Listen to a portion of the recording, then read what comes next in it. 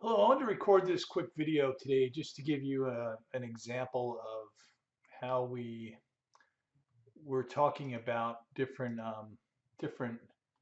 approaches for the facilities cartridge. Now, if you look at the facilities cartridge today, the facilities plugin, there's kind of an overview like there is for field service in terms of the requests coming in.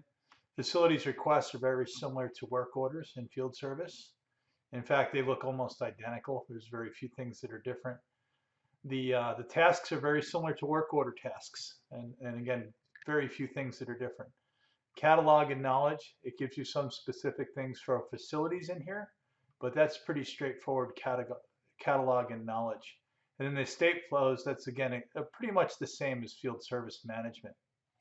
Now, the thing that's not the same with facilities is that it's fallen behind in terms of updates from the mobile application, where where the field service application has made significant improvements. And then the other area it's fallen behind in is in terms of the um, the uh, the integration with planned maintenance.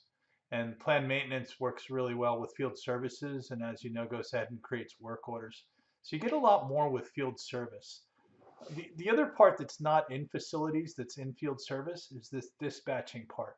So the dispatching gives you another kind of level of features that are useful for facilities management. So the proposal today is to not use facilities and start using and use field service instead. And we have to do a few things to make that happen. So the thing that is useful in facilities that's not in field service today is when I go ahead and create a work order, I'm going to be able to go ahead and assign that work order a location. And so if I assign that work order a location, I would be able to say, a geographic location. And there is the capability now that that's a geographic location, I can go ahead and get a map of that location, which is really nice. Now, with facilities, it's a little bit different because usually you're working inside of a building, right? So what they have is they have space management. And space management works hand in hand with the facilities you saw up here before, in that we can manage floor plans. So what I mean by managing floor plans is you can go in and you can take certain pictures, either CAD drawings or other images, GeoJSON images, and you could break it down by campus, building, floor, space, and even zone. And an example of that, if I drilled into building one, I would go ahead and building one, I would be able to see the different floors in building one if there were multiple floors, and then I can go into certain cubicles or conference rooms or stairwells. And the beauty of this is that you can locate people and also assets to those locations. So in this case, there's one person, or actually the availability right now, this is a vacant office. Okay, another one in here, so cubicle, there's one person, and you can see that Mitchell Watkins is in this area. You can also put assets in that location, and that's very useful for dispatching technicians for facilities requests. Now, the other thing that space is useful for is doing move planning. So there might be a move plan where you go ahead and you create tasks because you want to move people from point A to point B. Okay, so basically what you're doing is you're putting a request in that says start point and end point for that. You're getting an approval flow on that request, just like you would a catalog request. And then you're going ahead and creating the tasks on those. So it's sort of like the either a catalog task or a work order task. So really nothing special other than the visualization layer of it that's provided by the space management plugin. It goes a step further too. There's an enterprise move plugin that's also bundled today with facilities. They still have to be enabled separately, so they are separate plugins, but it's meant to interact with facilities. Now with move planning, what you can do is you can go ahead and say, I want to move a whole department. So I can create scenarios to move a department from one building to another building. I have 40 people in accounting, and I want to move them from the first floor on Main Street to the third floor on Building 2 on Beach Street. Right? So you can do that scenario planning here, and it will tell you if you have the space. So basically, this space and the move is keeping track of people in different places, and then being able to do those scenarios, those move scenarios on the spaces that you're managing. Now, the other part that's really nice is when you fill out a facilities request, I can go ahead and I can say create new. And with facilities, when you pick a location, I could pick a geographic location like we did before, like Market Street. But what I could also do is I can go ahead and pick a facilities location on here.